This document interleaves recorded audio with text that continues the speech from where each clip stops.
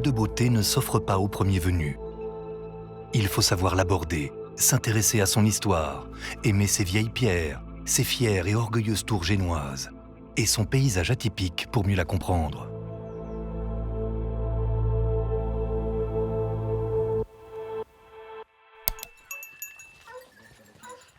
La Corse est une région fantastique où les traditions cynégétiques les plus ancrées résistent encore à la modernité, et c'est tant mieux.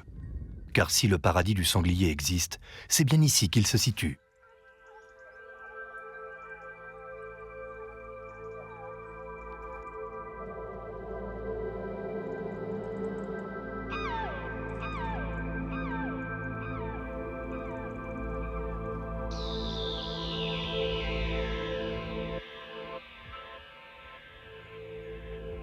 C'est dans cette Corse rurale où perdure l'authenticité de son peuple, sa charcuterie légendaire, et où flottent dans l'air tous les parfums qu'exhale le maquis, que le sus Scrofa meridionalis abonde. Le sus Scrofa meridionalis est une sous-espèce de sanglier présent en Corse, en Sardaigne et en Andalousie. Son origine remonte au néolithique. Il est né à partir de croisements de populations de porcs domestiques, importés pour la viande par les Phéniciens, et de porcs sauvages. Très proche génétiquement du cochon domestique et plus petit que le sanglier du continent, le sanglier corse prolifère dans le maquis et les forêts de l'île.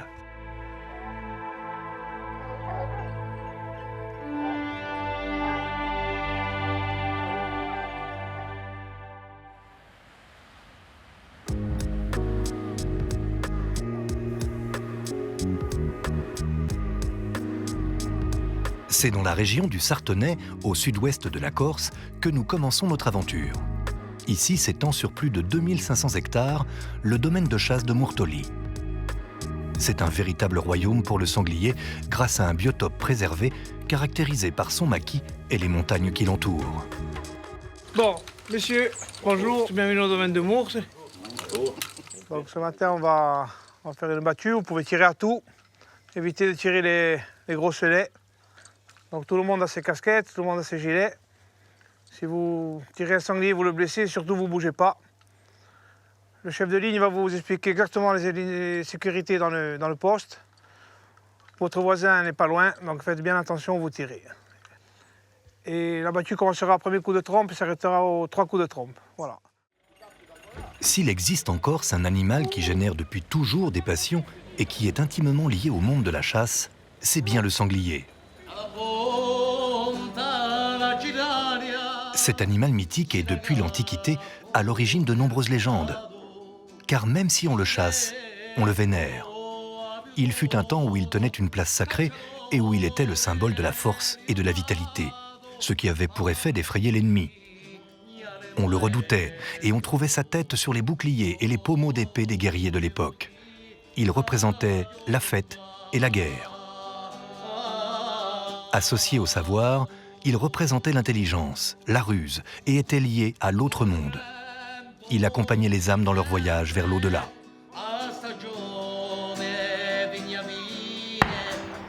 À chaque période de l'histoire de Corse, le sanglier a été chassé.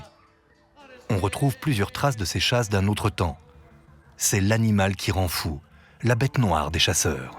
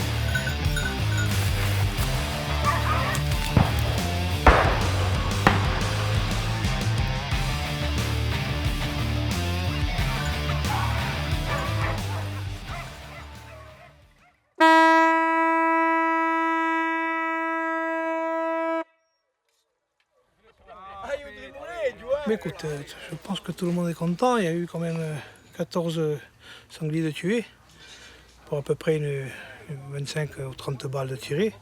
Plus ou moins tous les chasseurs ont tiré, donc je pense qu'ils sont contents. Ils ont entendu courir les chiens, ça a fait de la musique toute la matinée. Le temps était agréable, donc je pense qu'on a fait quelque chose de beau.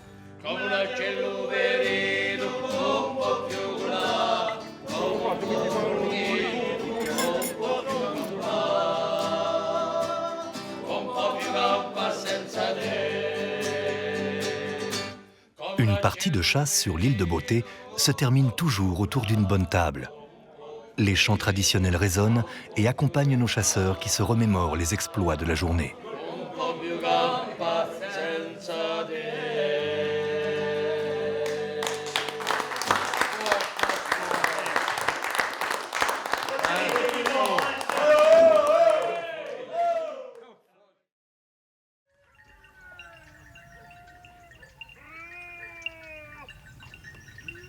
La chasse du sanglier en Corse est authentique et vraie. Un Corse sur 5 est épris de la bête noire. C'est une philosophie, un mode de vie qui touche toutes les générations et une tradition bien ancrée dans les méandres de la montagne et du maquis de l'île de Beauté.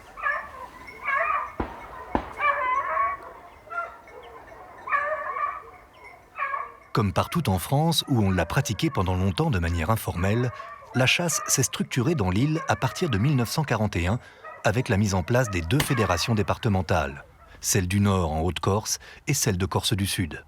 La chasse au sanglier représente 80% de la chasse corse. La traque du roi du maquis passionne de plus en plus les jeunes et les moins jeunes, parce que bon, il faut dire que le petit gibier devient un peu rare, et donc on se rabat plus facilement sur le sanglier, animal mythique chez nous.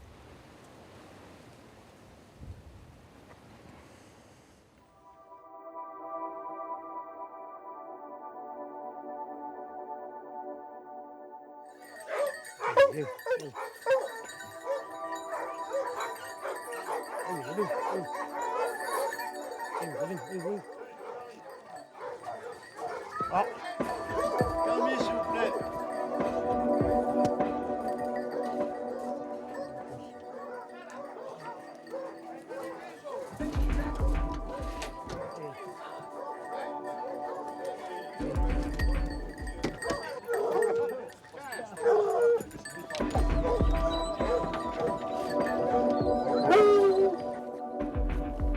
Comment le chasse-t-on ici en Corse? Quelles sont les différentes techniques de chasse? Oh, il n'y en a pas 150. La plus courante, c'est la battue. Donc il y a un chef de battue qui donne les consignes de sécurité avant chaque battue, qui place donc les tireurs sur la ligne de tir, qui place les rabatteurs. Dans cet univers hermétique, la passion se dispute à la convivialité. À travers un langage et un comportement qui, d'un bout à l'autre de l'île et toutes générations confondues leur sont propres, les chasseurs corses et leurs invités se livrent chaque week-end à un véritable cérémonial.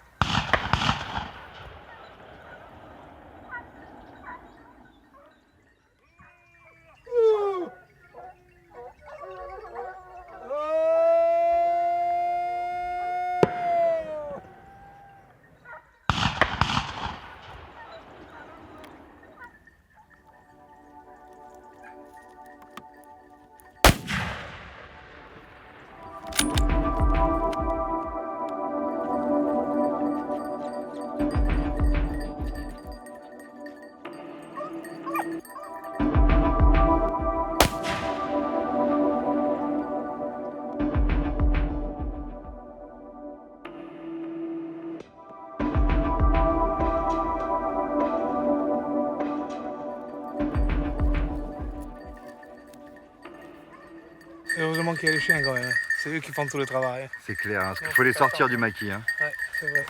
Les chiens, les rabatteurs, ah là, il faut les féliciter. Hein. Mais bon, ça va.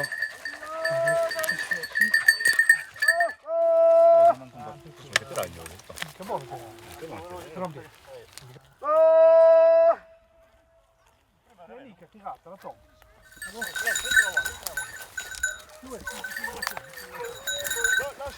y a du sang là.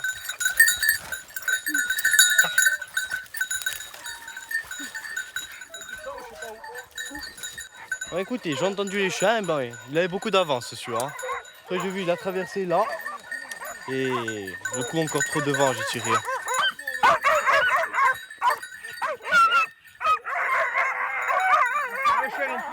Ah, ton sanglier. Sanglier, matin, T'as mis une balle là, hein?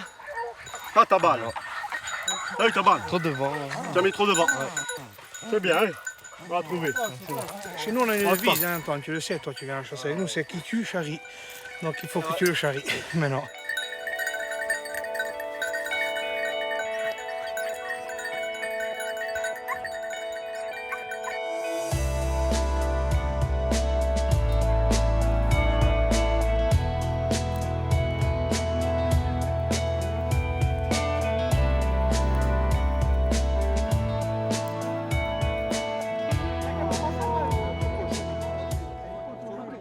Bon, je pense que la matinée était belle. On a le beau temps, le soleil. Des sangliers, il y en avait pas mal. Et on en a pris 7. On a loupé 5 ou 6. Et les rabatteurs ont fait leur boulot. Les postiers un peu moins, mais enfin. Ça, c'est la chasse. La chasse. Des noms, on veut des noms. Bon, les noms, on passe là, ça approche le poil, les noms. Tableau, Les noms passés à table. Je pense que ça, pour manger, on va pas louper.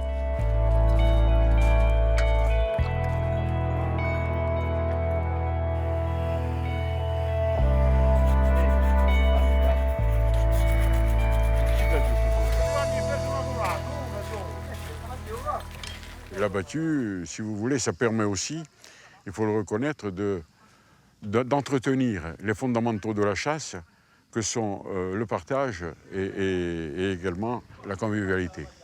Et l'avantage, c'est que la battue est intergénérationnelle. Vous avez des jeunes qui côtoient des anciens, auprès desquels ils apprennent à respecter la biodiversité. Et en plus, ça permet, la battue, de parler notre langue maternelle, parce que le jeune, s'il veut se faire comprendre, il faut que des anciens, qui ne parlent que la langue maternelle, il est obligé de faire l'effort de l'apprendre lui aussi.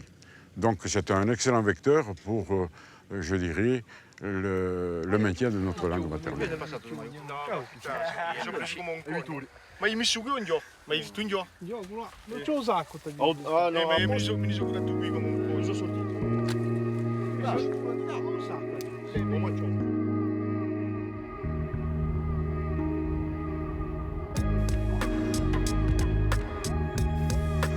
Il existe plusieurs méthodes de chasse pratiquées en Corse pour le sanglier. On parle principalement de chasse à l'affût et en battue, cette dernière étant de loin la plus courante.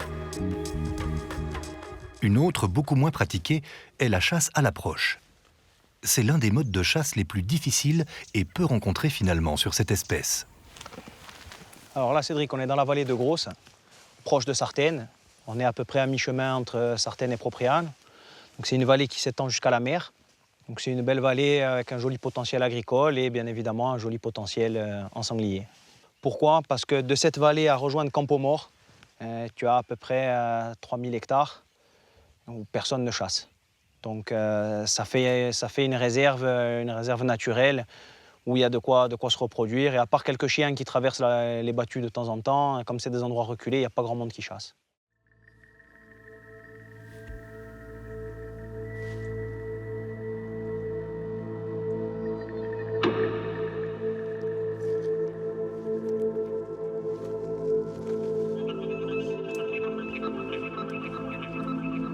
La chasse à l'approche, c'est vrai que c'est pas très développé.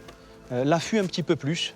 Moi, je me rappelle des histoires des anciens du village qui allaient se poster à l'affût au point d'eau ou sous les poiriers sauvages en fin d'été.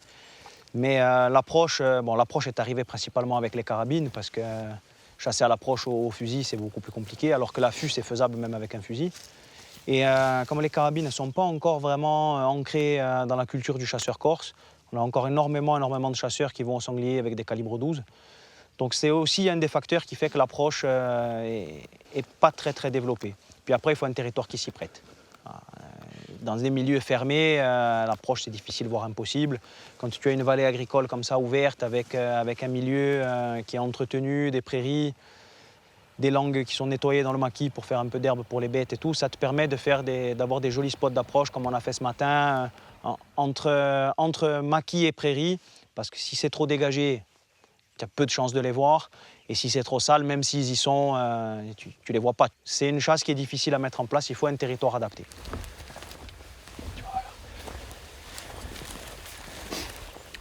Tu vois, ils viennent volontiers, là, il y a des traces partout. Parce que tu vois, c'est une clairière qui est au milieu des chênes. Donc ils mangent un peu en forêt tant qu'il fait jour. Et après ils sortent finir de manger dans la prairie. Là. Ils font beaucoup de dégâts ici. Oui, il y a énormément de dégâts sur les exploitations agricoles. Beaucoup de dégâts dans tout ce qui est culture fourragère, même prairie naturelle pour faire du foin. Ça fait beaucoup de dégâts. La meilleure saison pour faire de l'approche, quand on en a la possibilité, quand on nous donne légalement la possibilité de faire des tirs d'été, un jour de pluie, tu es assuré de voir des animaux parce qu'ils profitent de l'humidité, parce qu'ils n'en ont pas vu depuis un moment. Donc tu es assuré de voir des animaux à cette époque-là si tu tombes sur des jours de pluie. Sinon, la meilleure époque, c'est fin septembre, début octobre, l'époque des poires sauvages.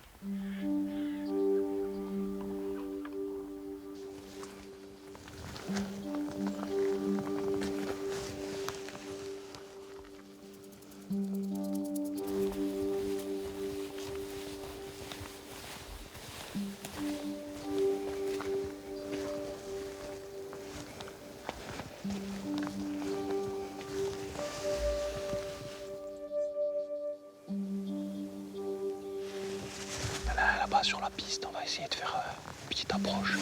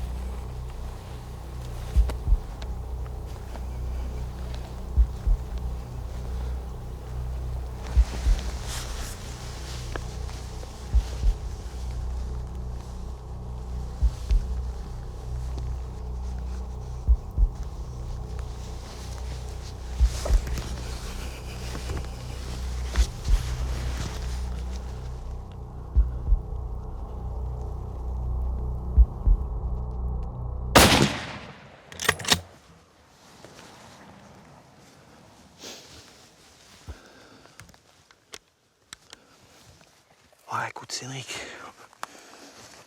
on a fait une belle phase d'approche. On a prélevé un bel animal, tu vois, quand même un petit peu armé. On a redescendu un petit bout de vallée entre prairie et maquis. Donc c'est l'endroit de prédilection des sangliers pour s'alimenter en fin de matinée ou en début de soirée. 45-50 kilos, un bel animal. On ne tire pas très loin, on tire entre 50 et 60 mètres. Donc tu vois, il est resté sur place. Joli tir. Donc non, je suis content, très content. Bel animal, une belle séquence, donc je suis très content.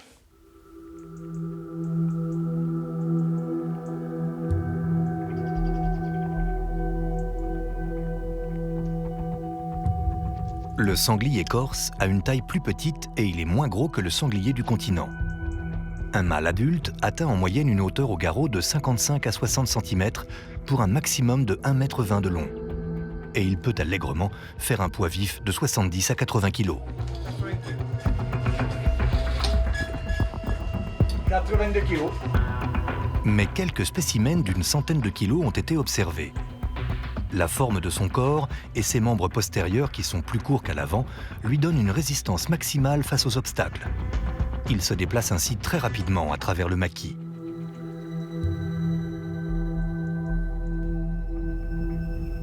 Les défenses du sanglier corse sont puissantes et dangereuses. Elles sont aussi beaucoup plus développées pour un poids équivalent que les sangliers du continent et peuvent s'avérer redoutables. C'est un sanglier qui est assez trapu, assez court. Il est différent des sangliers qu'on peut voir sur le continent. Alors chez nous, tu vas voir un sanglier de 50 kg. Armé, si tu trouves un beau mâle, il va être armé comme un sanglier de 150 sur le continent. Voilà. Parce que du fait du biotope sec une grande partie de l'année, ils n'ont pas beaucoup d'alimentation sur 5-6 mois de l'année, c'est difficile pour eux. Donc tu vas avoir chez nous un gros sanglier, c'est un sanglier qui fait 80 kg, c'est déjà un gros sanglier. L'autre grande différence significative avec le sanglier du continent concerne la forme de son crâne qui est plus longue et plus large. Il est vêtu d'un pelage épais et noir. Les marcassins ont quant à eux une robe rayée et rousse, mais qu'ils perdent très rapidement.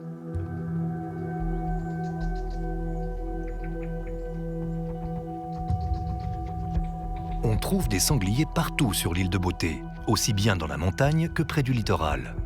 Mais quoi qu'il en soit, le sanglier corse vit dans le maquis et de préférence toujours à proximité d'une source d'eau. Ah ben dans le maquis, vous savez, le maquis, malheureusement pour nous, a gagné le territoire, ce qui explique le manque de nourriture pour le petit gibier. Et donc c'est devenu un biotope à sanglier. Il a tout ce qu'il faut. Bon, les châtaignes, on les ramasse, mais bon, il y en a beaucoup qui sont au milieu du maquis, qui servent de nourriture aux sangliers.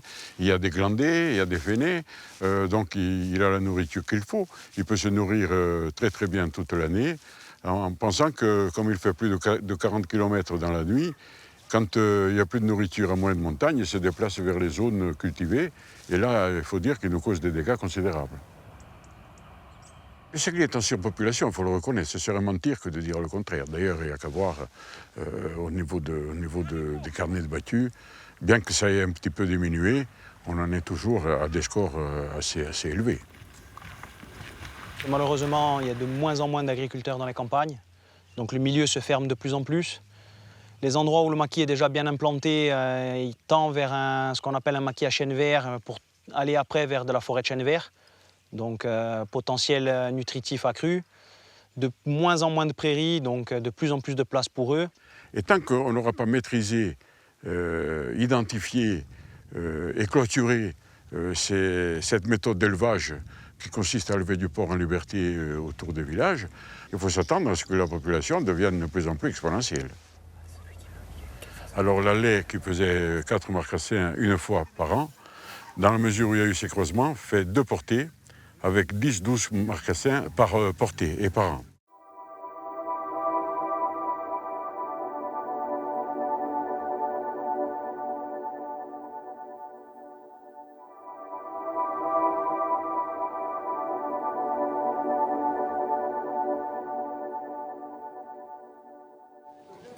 Bon, bienvenue à tous.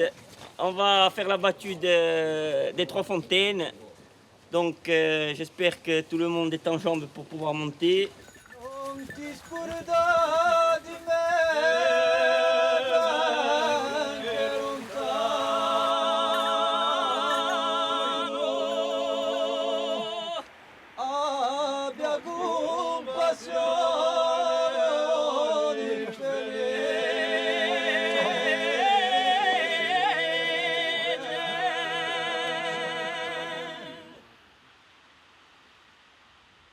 Alors aujourd'hui, on va faire la battue des 3 fontaines. On se trouve sur la commune de Pied-d'Oritz et nous sommes invités par notre ami Jonathan pour faire une battue et avec tous nos amis dans la pure tradition de la chasse en Corse, avec beaucoup de convivialité. Et si tu veux, la chasse, c'est un vecteur qui permet encore de tenir du monde dans le rural et qui permet de rester encore attaché à nos valeurs d'amitié et d'entraide et, je dirais, de fraternité.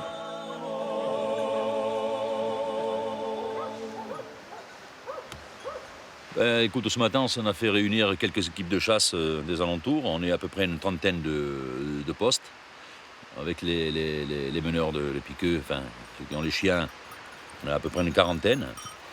On est 6 équipes de chiens. Comme chien, il y a un peu de tout. Il y a du chien courant, on fait beaucoup de croisements de chiens courants. Et surtout, on a nos coursines ou le chien type corse, quoi, qui est typiquement adapté au biotope de la montagne de la Castagniche. Il y a une équipe de chiens qui va partir du haut de la crête, à descendre, m'ont donné le sens de la descente, puisque les postes sont à descente à droite puis à gauche. Il va y avoir des équipes de chiens qui vont monter d'en bas, des piqueux qui vont faire monter, qui vont faire des voies. Et les sangliers, normalement, on devrait naviguer entre tout le monde.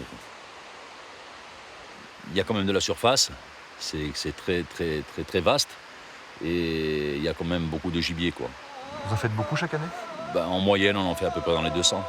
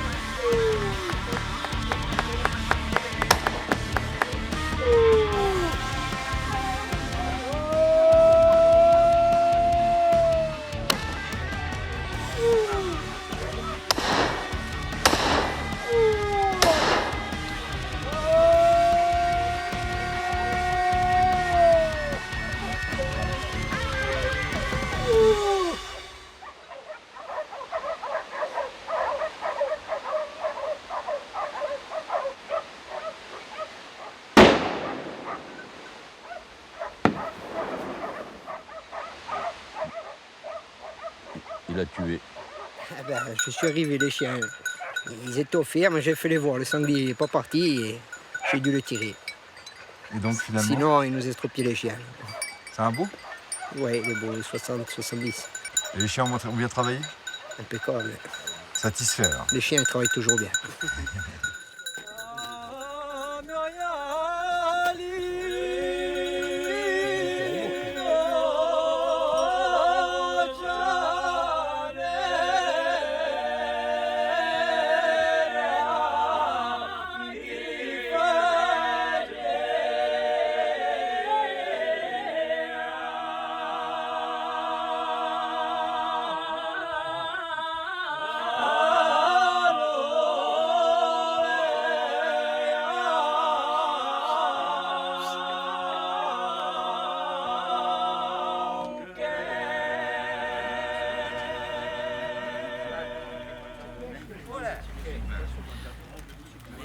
La journée de chasse s'est bien passée, on a pris une dizaine de sangliers, malheureusement pas tous les postes sont tirés.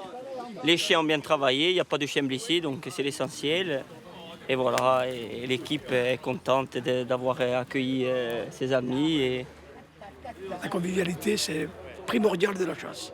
Et il ne faut pas que la personne qui vient à la chasse ne soit un viandard. S'il est un viandard, il n'est pas un chasseur.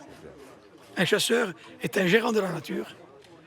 Et quand on sait gérer la nature, on sait préserver le gibier. À partir de là, l'homme devient respectueux de la nature. Ça me fait énormément du bien de voir que la jeunesse s'intéresse à reprendre la relève des anciens.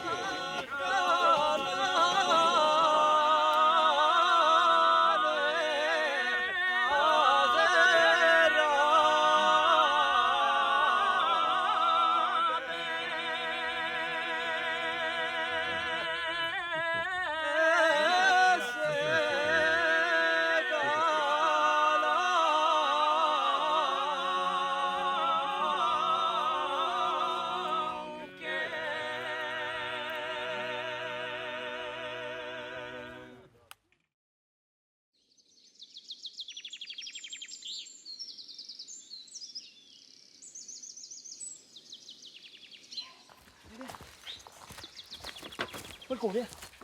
Viens. Viens, Falcon, viens. Tiens. Et tu as peur, toi. Viens. Viens, on va. Il y avait un inconnu, tu comprends? Est-ce que la chasse du sanglier déchaîne des passions? Oui, oui. Beaucoup de chasseurs sont passionnés. C'est vrai que c'est une chasse qui est prenante, surtout la battue. Puis bon, c'est une chasse que tu vis au quotidien, parce que quand tu as des chiens, d'avoir des chiens, ça ne s'arrête pas samedi matin ou dimanche matin, aller au chenil, ouvrir, mettre des colliers et partir à la chasse. Avoir des chiens, c'est du 1er janvier au 31 décembre, c'est avant tout une passion. Et ça demande beaucoup d'investissement et de temps. Quel type de chien on utilise? tous les chiens, il y a le chien corse, bien sûr, le courtine, qui est utilisé, mais on a un peu tous les chiens, beaucoup de grands courants. Moi, par exemple, avec mon père, on a des fauves de Bretagne et des bruneaux du Jura, donc des bassets et des grands fauves. Ça marche bien. Moi, je trouve que le griffon fauve est très très bien adapté à notre biotope. Non, il faut des chiens résistants, il faut des chiens parce que les battues sont grandes, les menées durent longtemps, le maquis est très très abrasif même pour les chiens. Et il faut des chiens résistants et des chiens qui ont envie d'y aller, quoi.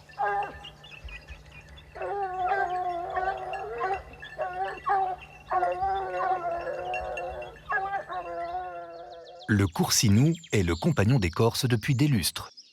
C'est un chien vaillant, polyvalent, qui garde, aide au troupeau et chasse à la fois. Allez, viens. Bye. Son standard très caractéristique ne fut pourtant officiellement reconnu qu'en juillet 2003. Cette race fut en voie de disparition pendant près d'un demi-siècle. Mais heureusement, quelques passionnés se sont efforcés de favoriser sa reproduction. Alors en fait, le coursinou, c'est le chien emblématique de l'île, c'est le chien identitaire. On a une trace de sa présence sur l'île depuis le XVIe siècle. En fait, c'était le chien qui accompagnait l'homme dans tous ses déplacements. Souvent, ces déplacements étaient à pied ou à cheval, de l'amont à l'aval des vallées, très rarement intervallés. Donc on a des souches de chiens, selon les vallées, qui sont un petit peu différentes les unes des autres. À l'effondrement du monde rural, c'est-à-dire après la Deuxième Guerre mondiale, le coursinou avait quasiment disparu, puisque n'étant plus un chien d'utilité. Certains, à ce moment-là, ont voulu le spécialiser, comme il avait des aptitudes à la chasse, et on en retrouve aujourd'hui dans les équipages de chasse. Moi, je suis éleveur amateur. J'essaye, sur des portées de 6 ou de 8 chiots, ce qui est courant chez le coursinou, j'essaye toujours de placer 1 ou 2 chiens à la chasse, 1 ou 2 chiens au troupeau ou au travail, et 1 ou 2 chiens à la garde. Pourquoi? Pour essayer de préserver sa polyvalence. C'est un chien qui n'a pas été façonné par l'homme. C'est un chien primitif. C'est un chien qui s'est façonné au gré des accouplements, au hasard des accouplements, en fonction du matériel génétique disponible sur place. Donc c'est un chien hyper adapté à son biotope. C'est un chien qui est très rapide, c'est un chien qui ne chasse pas le nez à terre, c'est un chien qui chasse au vent, qui va toujours essayer de se mettre sur un promontoire pour essayer de prendre des émanations. Dès qu'il a l'émanation, il va aller trouver le sanglier, il va signaler sa présence et la présence du gibier à son maître par quelques brefs aboiements, on dit en Corse, Ougan nenicchia, ça veut dire qu'il siffle.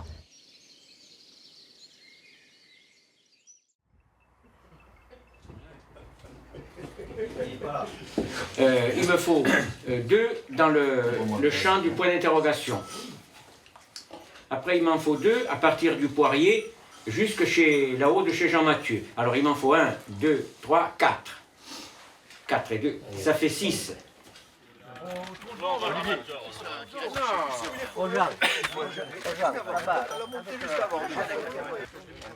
On est 3 équipes de chiens, nous sommes 12 postiers. Et il y a une équipe de chiens qui va, une fois que les chiens ont levé, va se remettre au rabatteur le bord de la route parce qu'on ne pose personne sur le bord de la route. Voilà, c'est une battue que nous faisons assez souvent parce que c'est un endroit où il y a souvent des sangliers parce qu'il y a des champs qui sont cultivés de chaque côté et il y a beaucoup de sangliers. Le village de Poggial se situe dans la région du Fretto qui occupe l'extrémité méridionale de la Corse, au pied du dernier rempart montagneux du sud de l'île, la Cagna, qui est une véritable muraille granitique. Vous faites beaucoup de sangliers ici? Cette année, un petit peu moins que l'année passée, on en a tué un peu plus de 90. Bon, ça fait du bien aux agriculteurs. C'est énormément de dégâts de plus en plus. Mais il y a quand même une grosse population de sangliers. C'est énorme, il y en a trop. Même c'est qui pullule et il y a de moins en moins de chasseurs sangliers. C'est ça qui est un peu plus dur. Ici, on a une bonne équipe parce que c'est mélangé avec des anciens et des jeunes. Donc ça nous apprend un peu ce qu'eux connaissent.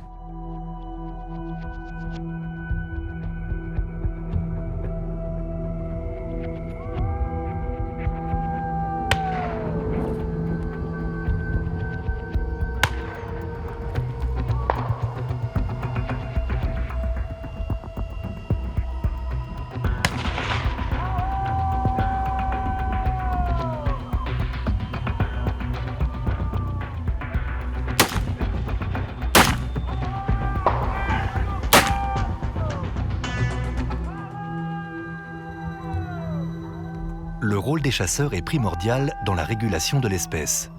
Car dans la nature, le sanglier corse n'a pas d'ennemis. Et l'absence de grands carnivores sur l'île provoque une montée des populations.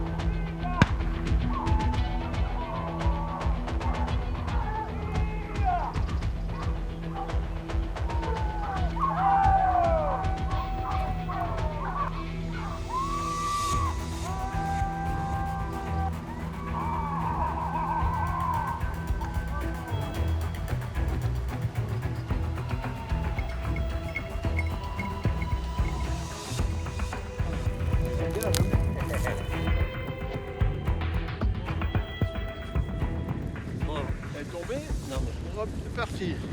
Mais je l'avais tiré de loin. Non mais là... Bon là maintenant c'est fini, il faut essayer de récupérer les chiens. Alors bon, on a un appareil qu'il faut.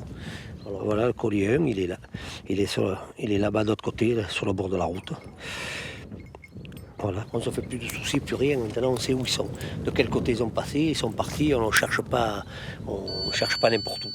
D'ailleurs, quand ça me le capte, ça vibre. Quand ça vibre, c'est que ça me le capte et ça me donne bien comme il faut. Alors, je vais aller chercher la voiture, faire le tour de grand tour et aller le chercher sur la route là-bas, vers la route là-bas. Hein, voilà. On va le prendre ce matin.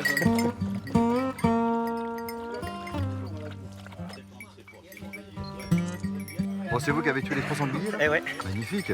Ouais, c'est beau. Il y en a un très beau, il fait combien celui-là? Moi je sais pas, il doit faire 60. Faut demander aux spécialistes.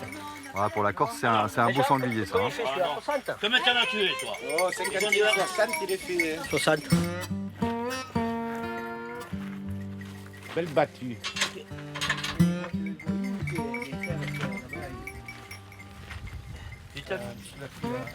Ah, Stéphane, ouais, mais Stéphane, c'est la fille à ma nièce, pas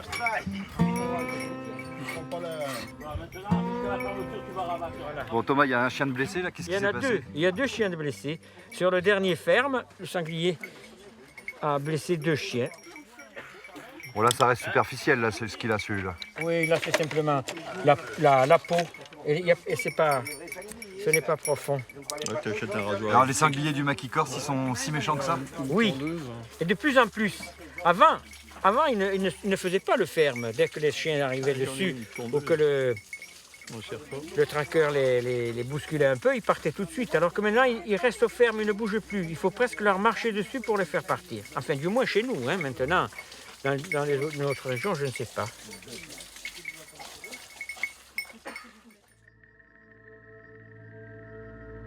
Les comptages étant très difficiles à effectuer dans le maquis, il n'existe aucune estimation officielle de la population. Mais en Corse, sa préservation n'est absolument pas considérée comme menacée. La population est même plutôt en abondance. Les comptages se font à peu près régulièrement tous les ans en fin de saison, avec les relevés des carnets de battus, avec les retours des carnets individuels des chasseurs. Tous les ans, il se tue de plus en plus de sangliers. Alors, il se tue en moyenne dans chaque fédération, c'est-à-dire en Haute-Corse comme chez nous, 10 000 sangliers par an. Ce sont les chiffres officiels. Bon, si vous ajoutez à cela du sanglier braconné toute l'année, braconnage commercial, puisque c'est de la viande qui est revendue dans les restaurants sans traçabilité et sans passage par les services vétérinaires, donc.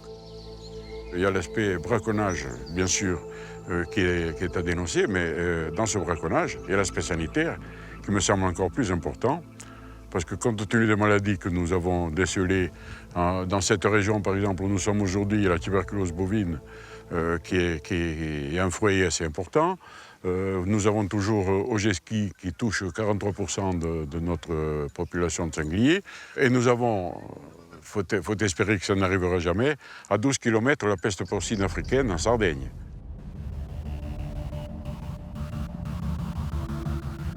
7 équipes de chiens. Voilà, 7 équipes de chiens. On lâche les chiens, on va lâcher au moins 3 équipes de chiens déjà vers la battue, vers les postes, et 4 en arrière. 4 en arrière, voilà. Hubert, tu vas descendre, comme je t'ai dit, au Kérafé, en haut de Kérafé. Tu vas descendre avec toi jusqu'à la pointe, tu vas me mettre 5 postes. 6 au-dessus de la pierre plate, 7 à la pierre plate et 8 avec toi. 8 postes. Mais ce matin, on va lâcher 5 ou 6 équipes de chiens dans la battue en face, là. Et on a mis les postés sur le long de la crête jusqu'à la mer, de la montagne à la mer. Alors, est-ce que le vent va être favorable ou pas? Le vent est favorable puisqu'on a un petit peu de sud-ouest là. Il fait chaud et le vent est légèrement 20 km/h et normalement ça devrait bien se passer. Ils avaient annoncé une tempête mais je vois que c'est calme. La commune de Pinot s'étend sur la façade occidentale du Cap Corse, dans le canton de Capobianco. Cette région de l'île est couverte d'une haute végétation de bois de chêne vert et d'un maquis dense qui font le bonheur des sangliers. Vous avez un passage sur le bas et un passage juste au-dessus. Donc c'est des tirs extrêmement rapides, pratiquement au saut du Léon. Hein. Avec la difficulté du fait que le maquis est tendance, les sangliers étant acculés, les chiens arrivant très vite. Donc c'est extrêmement rapide. L'action est très rapide. Donc l'adrénaline aussi. C'est ce qui fait la difficulté de cette chasse. Et le plaisir. On verra bien ce matin ce que ça donne. Mais au moins on a le plaisir d'être là, d'être un groupe. Un petit groupe homogène, donc on a une certaine cohésion. Nos parents ont débuté, ont chassé ici. C'est souvent ça se transmet de père en fils, quoi. Donc on essaie de perpétuer cette tradition. C'est en quelque sorte des racines. En Corse, malgré l'exode rural, le lien avec la nature prédomine, notamment grâce au point d'ancrage originel que constituent les villages, d'où chaque Corse a ses attaches. Il s'imprègne ainsi, avec plus de force que jamais, de la mémoire collective. Inutile dès lors de préciser que la chasse est sur l'île une véritable institution.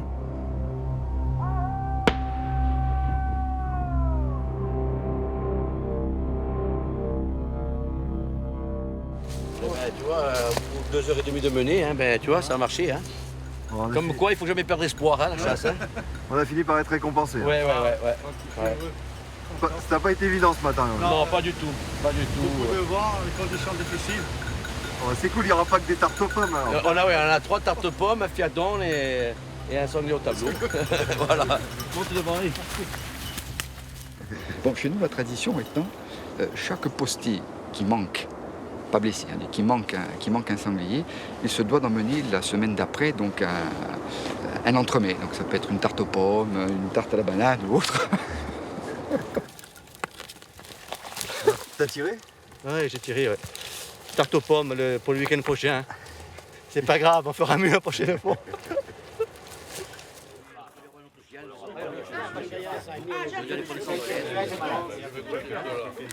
Donc aujourd'hui, on a 3 tartes aux pommes. C'est-à-dire que la société ne s'appelle plus le sanglier, mais s'appelle la pâtisserie. Mais le gros souci, c'est le cholestérol.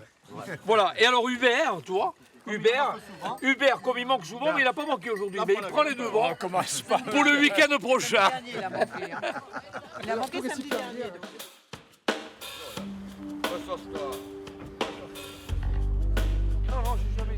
Ce matin, ce n'est pas dans le maquis que nous ont donné rendez-vous nos chasseurs, mais bien sur les quais du port de Saint-Florent, en Haute-Corse. Pour une fois, nous n'utiliserons pas de véhicules 4x4 pour nous rendre à la chasse, mais des bateaux. Il faut alors repenser toute la logistique, ce qui demande une bonne organisation, et prévoir de l'eau pour les chiens qui seront bien entendu de la partie. Quoi les turbos? Alors aujourd'hui, nous allons faire une chasse aux portes des agréates, et nous allons donc faire la chasse dite de la mortée, là, qui englobe la plage de l'Aude, cette fameuse plage touristique avec le gros rocher de la Cavalade que les touristes appellent le Sphinx. Alors la particularité, c'est que là, on peut accéder à la zone de chasse qu'en bateau. Non, on peut y accéder aussi par la route. Mais nous, les Saint-Florentins, on a des traditions un peu comme les Vikings. Non, sans blaguer, pour y aller en voiture, il faudrait 1h30. Alors que là, en un quart d'heure, on y sera, quoi. Oh là, on aurait pu faire aussi la Sainte-Thérèse en même temps. Hein. Ouais, j'y vais vous la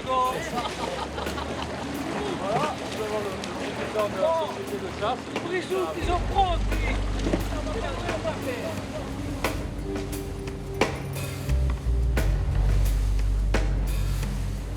fait, le terrain de chasse de Saint-Florent, c'est toutes les premières cimes qui bordent le golfe.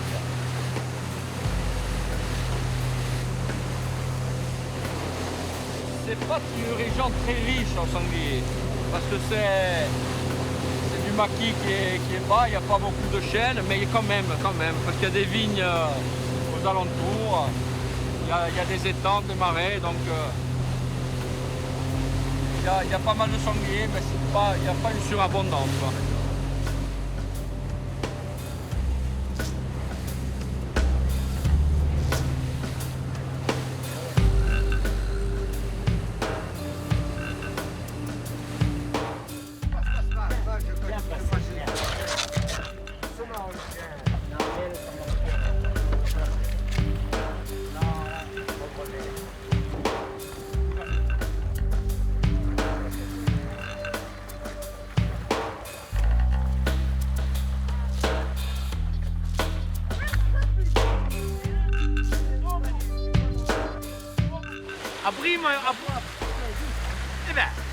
Ma se oggi niente in più, durante ci farà in vista di Adora di Amortini.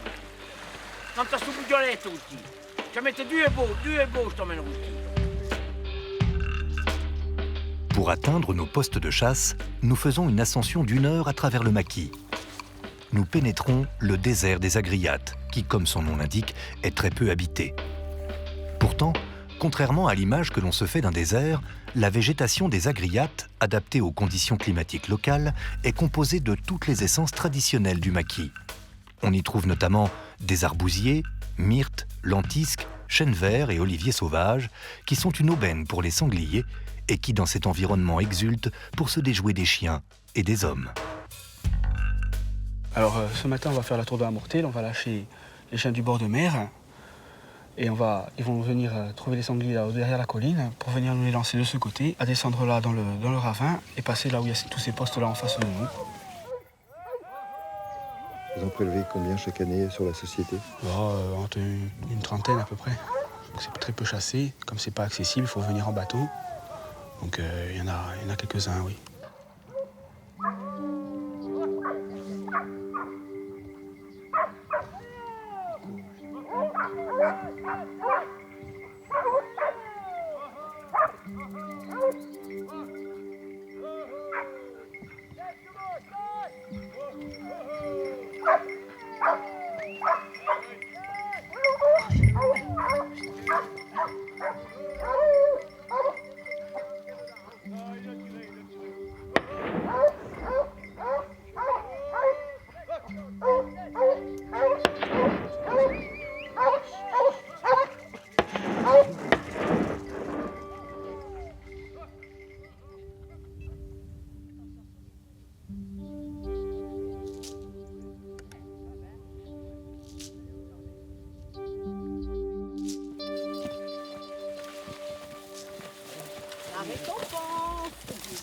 Mascara!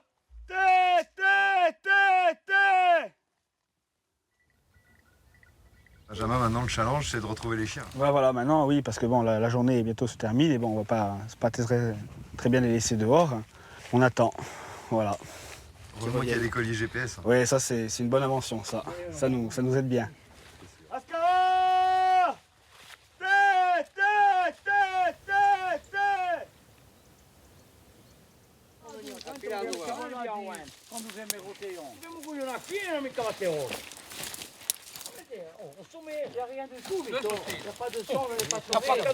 On y va. Le tueur, il est là. Félicitations. Bravo. Alors, beaucoup de chance parce qu'on n'avait pas le vent forcément bon ce matin de suite. Après, bon, il me monte un premier sanglier, un beau sanglier, une 50aine de kilos, que je blesse et qui repart. J'ai pas réussi à le seconder. Puis après, un peu plus tard dans la matinée, encore un autre sanglier sur les mêmes traces, avec 2 autres chiens. Et cette fois-ci, on a réussi à le faire tomber, c'est pas relevé.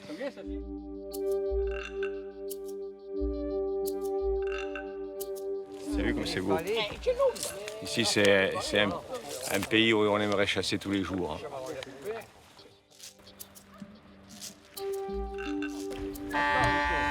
Au milieu de cette nature sauvage, reflet du patrimoine corse, la détermination de ces hommes à traquer la bête noire se révèle comme un véritable challenge pour certains, animés par le désir de protéger leur terre tout en pratiquant leur art et leur passion. Derrière ces actions synégétiques, la chasse montre bien là encore qu'elle a depuis toujours sa place dans un monde qui l'a souvent prise à partie. Une place très importante et un rôle déterminant à jouer dans l'équilibre de nos fragiles écosystèmes. La chasse en Corse, c'est un morceau de la culture. Voilà. En Corse, beaucoup de gens chassent, les jeunes reprennent, et c'est un pan de notre culture. Bon, tout d'abord parce que la Corse, c'est pas une région, surtout il y a quelques années, c'était pas une région très riche, donc il fallait manger. Les animaux issus des exploitations, on essayait de les vendre pour faire rentrer un peu d'argent. Et le moyen de mettre de la viande dans l'assiette, c'était de prendre le fusil et c'était d'aller à la chasse. D'ailleurs, à cette époque-là, et pas une époque si lointaine que ça, il n'y avait pas beaucoup de sangliers. Mon père me disait, quand il était jeune, ça leur arrivait de faire des battues sans trouver de sangliers. Là, aujourd'hui, ça n'existe plus chez nous. En tout cas, sur notre territoire, ça n'existe plus. Tu lâches les chiens, dans les 5 minutes, les chiens, ils courent. Écoute, la chasse du sanglier, je lui vois un bel avenir. Moi, c'est ma chasse de prédilection. Je pratique les autres aussi, mais le sanglier, c'est ma chasse de prédilection. Je lui vois un bel avenir. Je pense qu'on a encore de beaux jours devant nous. Je pense que s'il ne nous arrive pas ce grand malheur que je vous ai dit tout à l'heure, à savoir une peste porcine africaine, qui peut venir de Sardaigne à tout moment, je crois qu'il y en a encore pour quelques décennies, au moins, voire au-delà. Mais on est quand même tributaire d'un suivi sanitaire sérieux.